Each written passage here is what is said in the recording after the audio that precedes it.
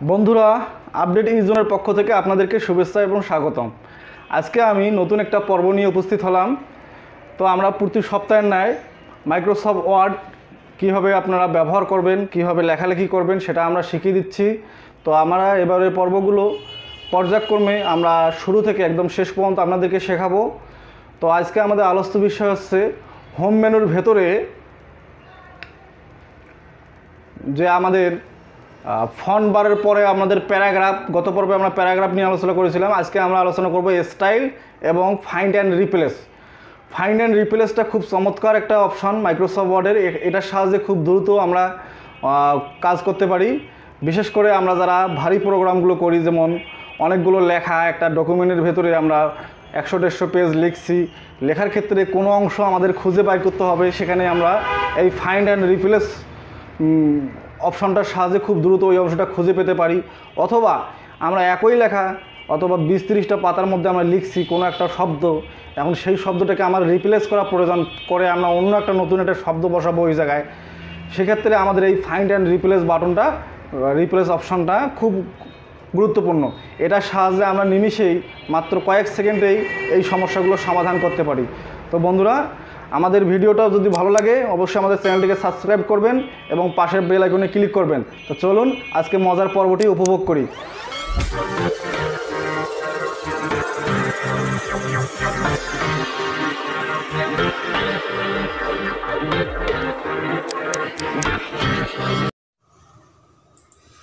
বন্ধুরা, Microsoft word Bangla tutorial পর্ব সাইডে আপনাদেরকে স্ক্রিনে স্বাগতম। আমরা এবারের ভিডিওগুলো মাইক্রোসফট ওয়ার্ডের শুরু থেকে শেষ পর্যন্ত পর্যায়ক্রমে কী কী কাজ করতে হয় সেটা দেখানোর চেষ্টা করব। তো আমরা বিগত পর্বে হোম রিবনের ভেতরে ফন্ট, প্যারাগ্রাফ অপশানগুলো দেখিয়েছি। আজকে আমরা হোম রিবনের ভেতরে প্যারাগ্রাফের পরে আমাদের এখানে যে এই যে স্টাইল একটা বার আছে, এই বারটা সম্পর্কে আমরা আপনাদেরকে ধারণা দেওয়ার চেষ্টা করব এবং এরপরে আমরা এডিটিংয়ে চলে যাব এবং ফাইন্ড, রিপ্লেস, সিলেক্ট এবং এডিটিং এই অপশনটাতে আমরা চলে যাব। তো বন্ধুরা, আমরা একটা লেখা লিখছি, যে কোনো লেখা আমরা লিখছি আপনাদেরকে শেখানোর জন্য। তো আমরা এই স্টাইল বারটা আসলে এখানে আমরা সিলেক্ট করব এবং লেখার এটা বিভিন্ন ধরন, লেখার স্টাইলগুলো বিভিন্ন রকম হয়ে যাবে। আপনি যদি এখানে ইংরেজি লেখা বিশেষ করে লেখেন সেক্ষেত্রে এটা ব্যবহার হবে। তবে এই স্টাইল বারটা আমার মনে হয় যে এটার অত বেশি কাজ নাই, এটা আপনাদেরকে না শিখলেও হবে। আমরা এটা স্কিপ করে পরবর্তী অংশে যাচ্ছি। পরবর্তী অংশটা কি? এই যে ফাইন্ড, এই ফাইন্ড অপশনটা কিন্তু খুব গুরুত্বপূর্ণ মাইক্রোসফট ওয়ার্ডে। বিশেষ করে যারা বই লেখে অথবা অনেকগুলো পাতা কম্পোজ করে, তাদেরকে এই ফাইন্ড অপশনটা খুব গুরুত্বপূর্ণ অপশন। এই অপশনটা সাহায্যে আপনি অনেক কিছু লেখা খুব দ্রুত গতিতে লিখতে পাবেন এবং লেখাগুলো খুঁজে পেতে আপনারা যেমন গুগলের যেমন বিভিন্ন সার্চ করেন, এই ওয়ার্ড ফাইলেও কিন্তু বিভিন্ন তথ্য সার্চ করা যায়। যেমন আমার এখানে বাংলা লেখা আছে, আপনি চাইলে ইংরেজি লেখাও এখানে সার্চ করতে পারেন, বাংলা ইংরেজি দুটাই সার্চ করতে পারেন। তবে ইংরেজি লেখাটা লিখলে আপনি সহজে বুঝতে পারবেন, বাংলা লেখাটা আপনার এখানে এই ফাইন্ড বারের এখানে লিখলে আপনার বাংলা লেখাটা শো করবে না, কিন্তু কাজ করবে। যেমন ধরা যাক, আমরা এখানে এই যে সবাই কথাটা আমরা নিচে কপি করলাম, কপি করে ফাইন্ড করব। আমরা এখানে এই ফাইন্ড অপশানে পেস্ট করলাম, পেস্ট করার পরে আমরা এখন ফাইন্ড দেব, ফাইন্ড নেক্সট করব। দেখেন সবাই কোথায় আছে, এখানে অটোমেটিক সিলেক্ট হয়ে গেছে।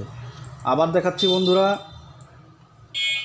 ফাইন্ড নেক্সট, দেখেন এখানে সবাই এই পুরো ডকুমেন্টের মধ্যে এক জায়গায় সবাই লেখাটা আছে, এটা সিলেক্ট হয়ে গেছে। হ্যাঁ, এখানে আপনি ইংরেজি চাইলে ইংরেজিও, যেমন এখানে আমাদের লেখা আছে পার্ট 4। আচ্ছা, আমরা এই পার্টটা লিখি বাংলাটা আমরা আউট করে দেবো, PART, পার্ট। এই পার্টটা লিখে আমি যদি ফাইন্ড নেক্সট দেই, তাহলে দেখেন পার্ট আমার কোথায় কোথায় আছে সব সিলেক্ট হয়ে যাবে। এভাবে করব, আমার পুরো ডকুমেন্টের মধ্যে পার্ট কোথায় আছে ওটা সিলেক্ট হয়ে যাচ্ছে। এটা হচ্ছে ফাইন্ডের কাজ। এভাবে আপনি বাংলা ইংরেজি একটা বিভিন্ন অনেকগুলো লেখার মধ্যে কীভাবে নির্দিষ্ট একটা শব্দ বা ওয়ার্ড কীভাবে খুঁজে পাবেন সেটা ফাইন্ড মেনু, এই ফাইন্ড অপশনের সাহায্যে আপনি খুঁজে পাবেন। এবং এই ফাইন্ড অপশনের পরে আরও কিছু অংশ আছে, এটার কিবোর্ড শর্টকাট হচ্ছে Ctrl+F, এবং এই ফাইন্ডে আপনি ক্লিক করলে আবার রিপ্লেসও করতে পারবেন। যেমন বন্ধুরা, আমার এই যে লেখা আছে সুমন, এখন আমার এখানে 10-15টা পাতা আছে, এই সুমন আমি বারবার লিখছি, কিন্তু সুমনটা আমার লেখা ভুল হয়েছে, আমার এখানে লিখতে হয়তো মেহেদি। সেক্ষেত্রে আমি এখন সুমনটাকে কীভাবে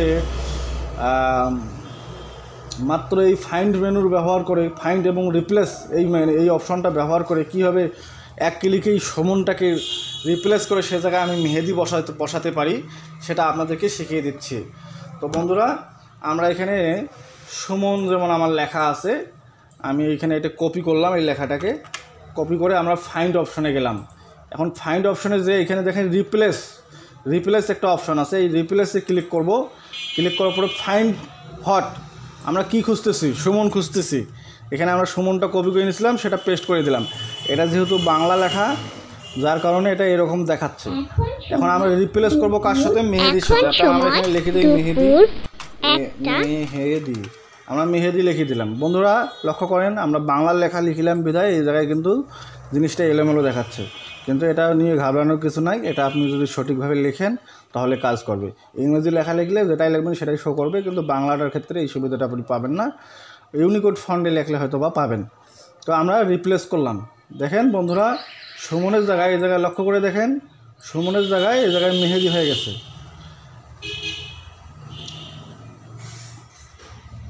তো এইভাবে আমরা বিভিন্ন লেখা রিপ্লেস করতে পারি। আমি আর একটা দেখাই, এই যেমন দেখেন আমার এই অপশনে সুরমা, এই যেমন সাঙ্গু নদীর কথাই বলি, এখানে যেমন একটা লেখা আছে সাঙ্গু নদী। হ্যাঁ, এখন আমি এটাকে একটু বড় করে দিলাম আপনাদের বোঝানোর ক্ষেত্রে। এটা আমি কপি করলাম, সাঙ্গুটাকে আমি কপি করলাম,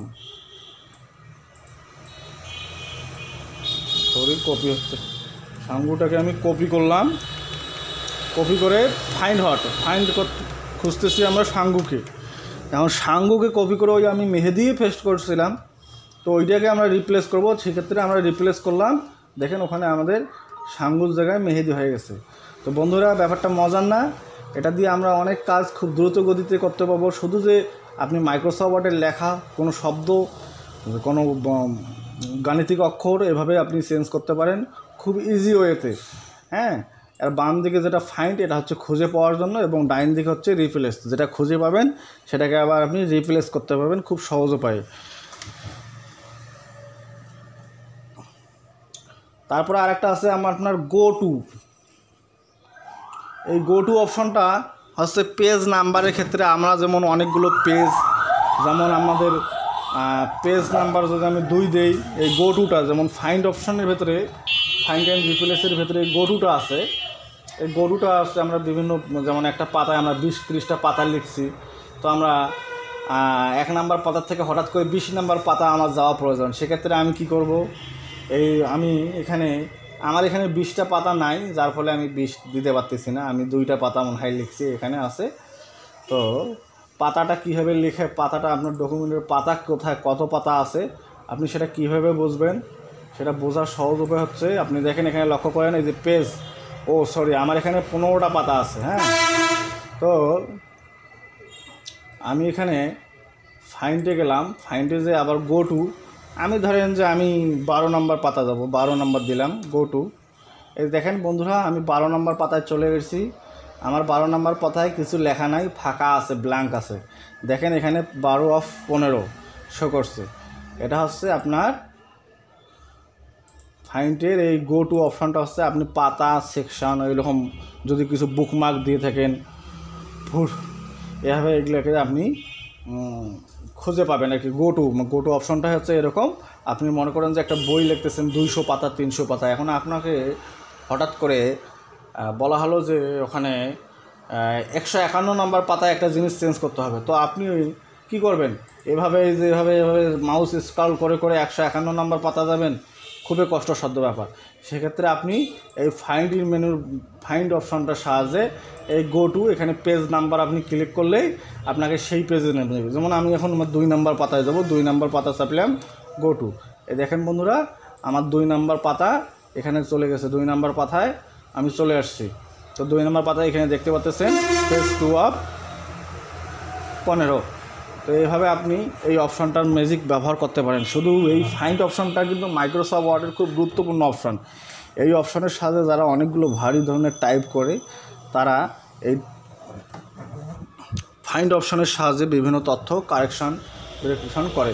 তো বন্ধুরা, আমরা এ পর্বে আমরা এই ফাইন্ড অপশনের কাজ দেখিয়ে শেষ করলাম। আবার ফাইন্ডের নিচে দেখেন আবার এখানে একটা আছে সিলেক্ট। এই সিলেক্টের সাহায্যে কী হয়, আমরা যখন কন্ট্রোল এ দিই সাধারণত সবগুলো সিলেক্ট করার সাহায্যে এখানে আপনি সিলেক্ট অপশনটাও খুঁজে পাবেন। এই অপশনটাও আমি বলে রাখি শেষ করার আগে, সিলেক্ট অবজেক্ট এখানে আছে। হ্যাঁ, এগুলো আপনি দেখে নেবেন বন্ধুরা। তো এই ফাইন্ড অপশনটা আপনারা বাসায় চর্চা করুন। সামনের পর্বে আমরা এই যে হোম রিবনের ডান পাশে ইনসার্ট রিবন আছে, এই ইনসার্ট রিবনের কীভাবে ব্যবহার করতে হয় সেটা আপনাদেরকে শিখিয়ে দেবো। তো আজকে এখানে শেষ করলাম। আমাদের ভিডিওগুলো ভালো লাগলে অবশ্যই আমাদের চ্যানেলটিকে সাবস্ক্রাইব করবেন এবং পাশের বেল আইকনে ক্লিক করবেন যাতে পরবর্তী ভিডিও মিস না হয়। ভালো থাকবেন, সঙ্গেই থাকবেন। আল্লাহ হাফেজ।